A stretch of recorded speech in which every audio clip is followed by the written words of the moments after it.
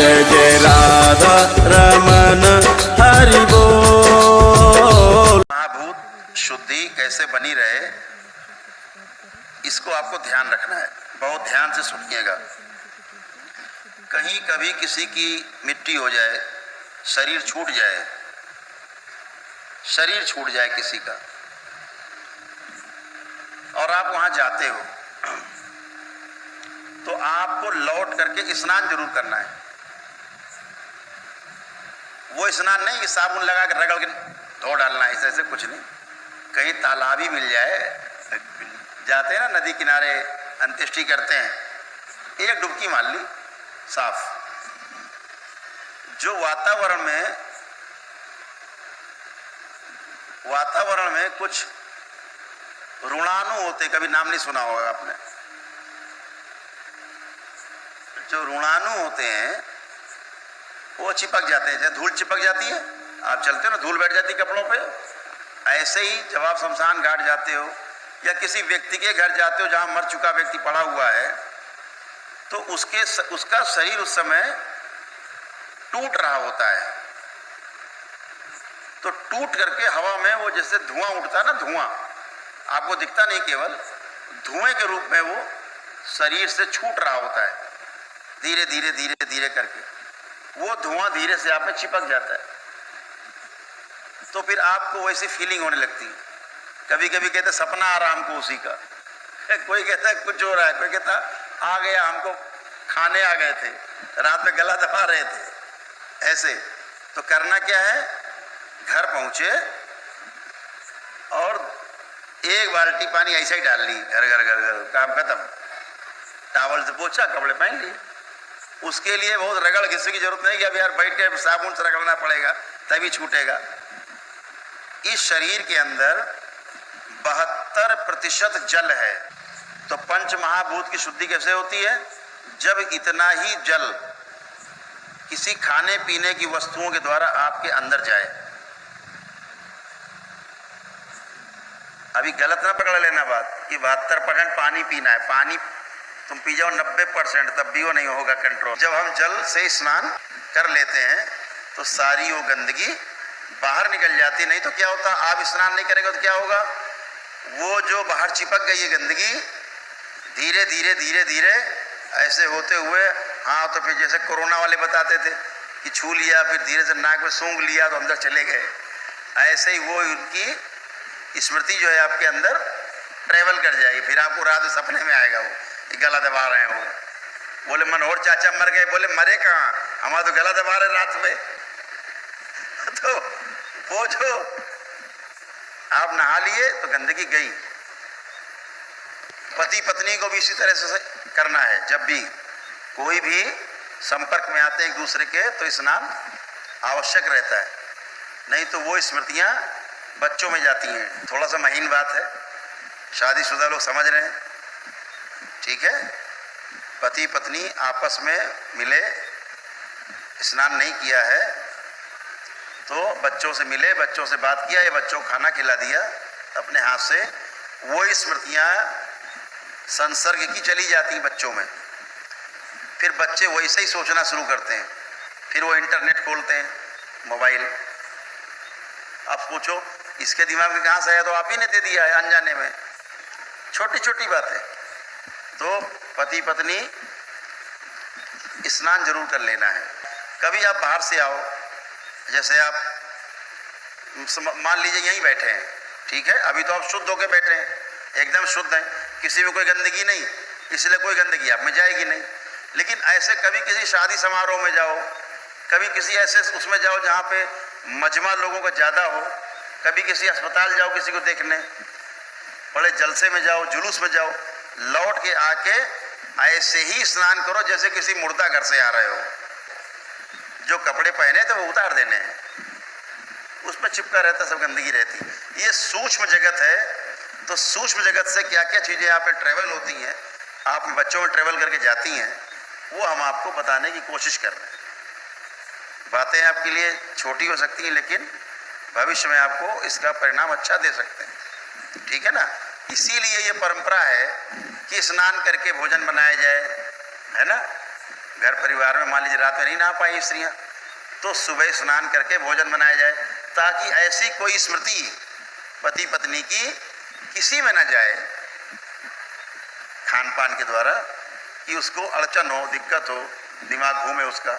इसीलिए सुबह स्नान करके पूजा पाठ की व्यवस्था है, ऐसे करना चाहिए।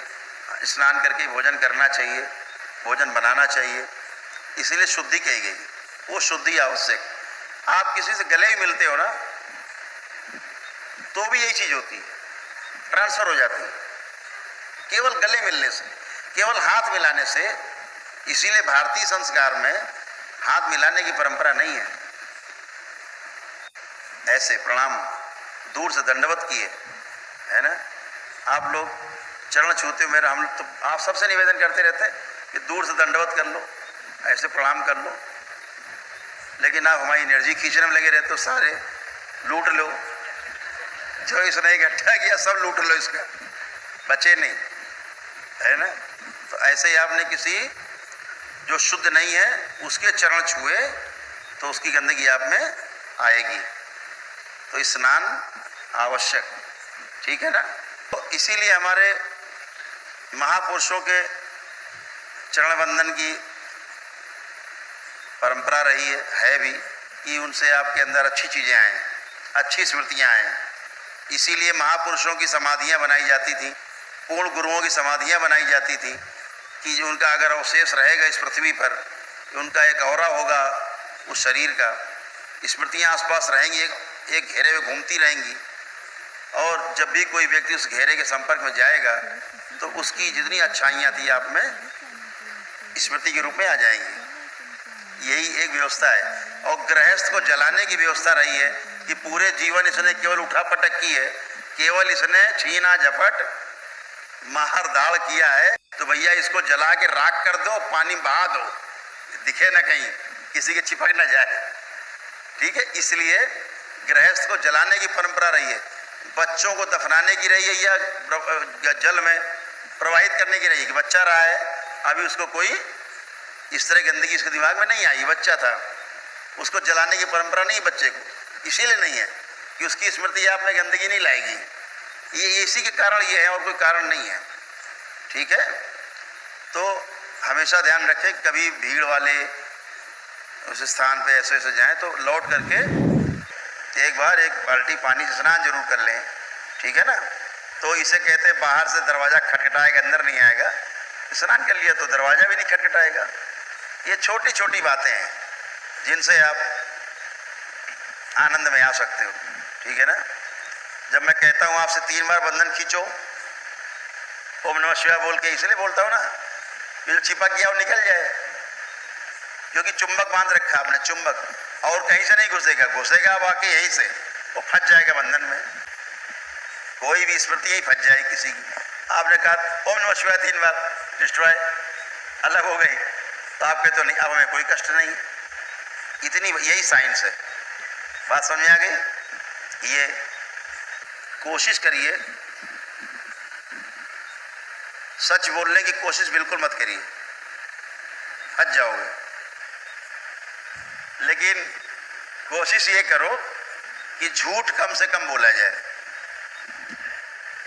झूठ कम से कम बोला जाए।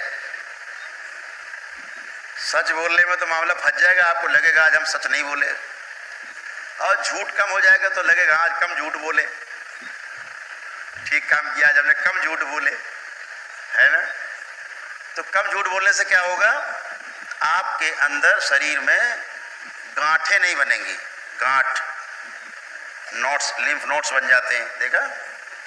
तो आप जितने लोग यहाँ बैठे हैं, बहुत लोगों के शरीरों में गांठें रही होंगी, है ना। जितने लोगों की गांठें छोटी हो गई पहले से, धीरे धीरे दरबार से जुड़ने के बाद, वो हाथ उठाएं, हाथ उठाइए।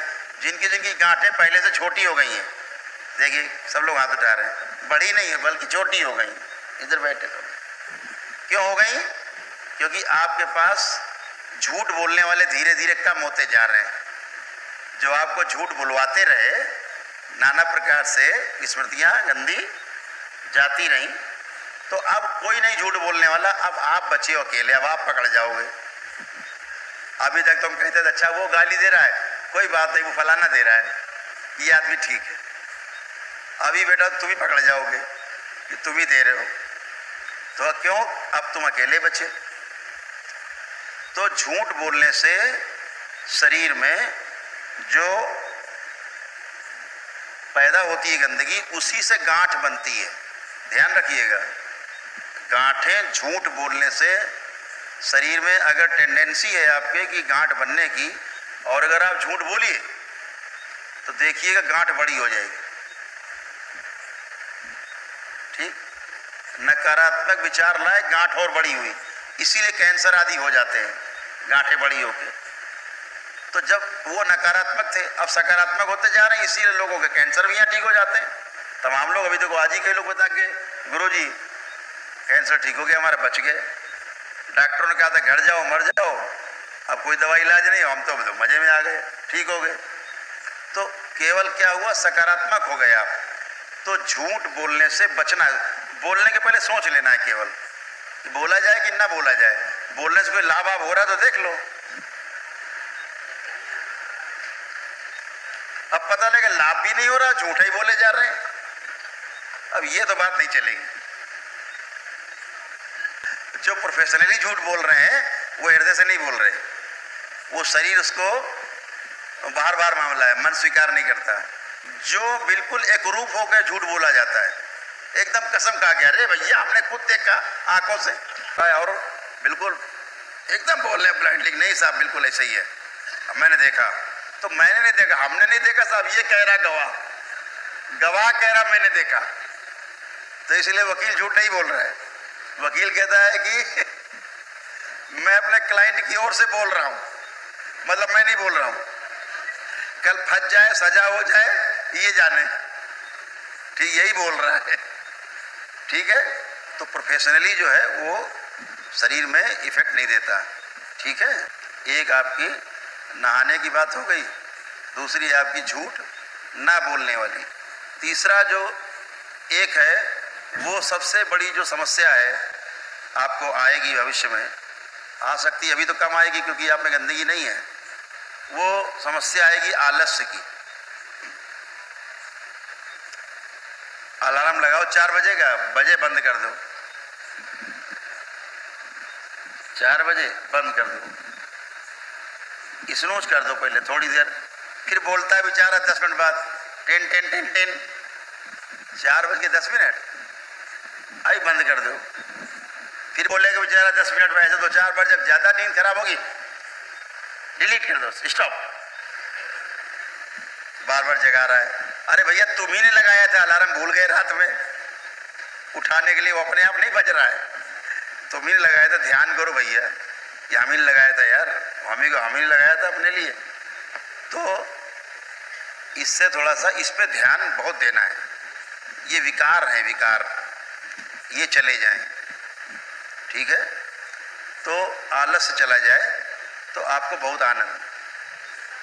चौथी चीज एक समझना है कि हो सके तो रात में 9 बजे से लेकर 12 बजे के बीच की नींद जिसको भी संभव हो, जिसके ऐसे कार्य ना हो, ले सकता है तो जरूर ले। रात को 9 बजे से लेकर के और 12 बजे के बीच में कोई स्वप्न नहीं आता है, ये प्रकृति का नियम है। रात्रि 9 बजे से लेकर के रात्रि 12 बजे तक कोई स्वप्न नहीं आता, आप सो जाओ स्वप्न नहीं आएगा। स्वप्न जब भी आएगा रात को 12 बजे से शुरू होगा, उसके बाद और रात को 9 बजे के पहले तक आएगा, और 9 से 12 के बीच में नहीं आता। तो जब स्वप्न नहीं आता है तो आप एक डीप स्लीप में चले जाते हो, गहरी निद्रा में। गहरी निद्रा में जाने से आपका शरीर बहुत ही ऊर्जावान हो जाता है, बहुत अच्छे से चार्ज हो जाता है। तो वो जो 3 घंटे की नींद है अगर ले ली जाए 9 से 12 वाली, तो आप ऐसे मानिए कि आपने 3 घंटे की नहीं बल्कि 6 घंटे की नींद ले ली।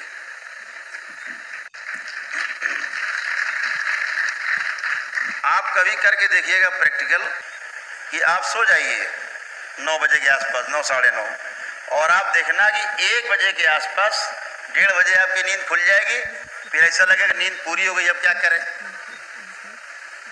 हुआ है ना, कभी कभी होता है। वो इसीलिए होता है कि जो 9 से 12 आप सो गए हैं, वो 6 घंटा सो लिए आप, और 12 बजे के बाद 1-2 बजे तक सो गए तो 2 घंटा और 8 घंटा सो लिए। 2 बजे उठ आंखें खोल के बटेरे सी बैठ गए कि अब क्या करें। फिर ये कहते हैं क्या करें अल्लाह, थोड़ी देर सो ही लेते हैं, तो जबरदस्ती आप सोते हैं। तो क्यों कि वो 6 घंटे की नींद हो गई, 3 घंटे की। तो अगर हम 9 बजे नहीं सो पाते, 10 बजे सो जाए, 10 नहीं सो पाते तो 11 बजे तक सो जाए, तो 1 घंटे की नींद भी ले ली हमने। 11 से 12 तो 2 घंटे की नींद हमने ले ली, और 5 बजे तक सोए तो 5 वो 7 घंटे सो लिए, 5 बजे उठ सकते हैं आराम से आप। 4 बजे उठने वाला व्यक्ति, वो आप समझ लीजिए कि निश्चित रूप से अपने आप उसकी यात्रा शुरू हो जाती है, ये तय है। जो ब्रह्म मुहूर्त होता है, ब्रह्म मुहूर्त का समय वही है 3:30 बजे के बाद से 4 बजे के बीच में, है ना। यानी 3:38 से करीब शुरू होता है, और 4 बजे तक आपका ब्रह्म मुहूर्त रहता है। उस ब्रह्म मुहूर्त में क्या होता है, एक आपने देखा होगा न्यूट्रल गियर गाड़ी में होता है, जिस पर लगा रहने से गाड़ी नहीं चलती। ऐसा ठहरा हुआ समय रहता है जिसमें तमाम योगी, तपस्वी, ऋषि, मुनि, जिन्होंने ऐसे तप कर करके शरीर छोड़ा है, जो आभाएं आपने तमाम देखी दरबार आती, ये लोग विचरण करते हैं। जब आप उस समय ध्यान पूजा करते हैं तो वो आपके बीच में टकराते हैं, उनके विचार, उनकी स्मृतियाँ आपसे टकराती हैं, और आप प्रेरित होते हैं अच्छे काम के लिए, अच्छे कार्य के लिए। आपका उत्थान होता है,